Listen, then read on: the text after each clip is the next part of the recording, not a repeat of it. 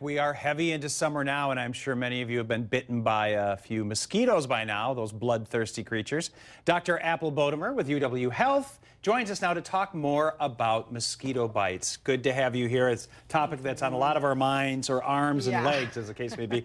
So why do mosquito bites itch? That's a question I have. Well, we're really reacting to proteins that are in the mosquito's saliva. And the first time we're bitten, our immune system learns to recognize those proteins as foreign, so that when we're bitten again, we mount an inflammatory reaction that includes the release of histamine as well as other inflammatory compounds that lead to the itchy red bumps. Okay, so we don't want to get bitten. So what can we do, to prevent getting bitten, or at least to cut down the chances of that happening? Well, mosquitoes love water, so minimizing the time you spend near wetlands or near standing water can really help.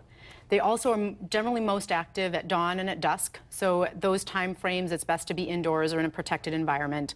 If you are going to be out when mosquitoes are active, wearing loose-fitting, tight, lightly colored clothing can be helpful. They seem to like red, navy, and black for some reason. And then it's also important to make sure that your screens on tents and homes are intact, because they'll sneak through any little hole in a screen. And then finally, using mosquito repellents appropriately. We'll talk more in detail about mosquito repellents, but the main ones that are active include permethrin, DEET, and oil of lemon eucalyptus. Okay, so we have a little over a minute and a half to run through some of your remedies here if we are bitten, and some of them I haven't seen before, quite a few of them actually. These are some home remedies and some, different ointments and things. Go through those for us. Yeah, so hydrocortisone and Benadryl creams can help minimize the inflammatory reaction and limit itching. Calamine lotion can also help with the itching. In the home remedy section, there's a ton of really cool, interesting stuff out there. But things that I've heard people really say help a lot include using an ice cube, rubbing it on the bite right away. Using aloe leaf, especially if it's been chilled in the refrigerator, that'll help impact or enhance the soothing properties. Making poultices from oatmeal, baking soda, or even crushed aspirin tablets can really help.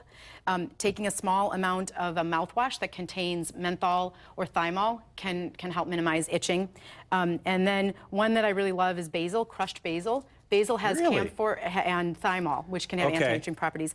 And then my two actual favorites are the Scotch tape, applying a small piece of Scotch tape to the bite, or a drop of nail polish. And my kids love the sparkly, glittery colors, but plain, clear nail polish works as well. And these act to decrease the itching, but they also give you a physical block, because once you have the itching there, if you actually scratch it, that enhances the inflammatory reaction and makes the itching worse in the long run. So these two kind of act to decrease itch and also as a physical blocker. So my mother was right. Stop scratching those, they'll be worse. If you can. That's right. A lot of great remedies here, so check those out. So we've got the calamine, the nail polish, the Scotch tape, the basil, the regular ointments you get there, all kinds of good old baking soda is good for so many things. It really is. Dermatologist Dr. Apple Bodemer, UW Health, thanks so much for these, and put those to use this summer. Well, let's see what the weather's going to be doing as far as mosquitoes and the rest of us who's going to like it. Let's go to AJ.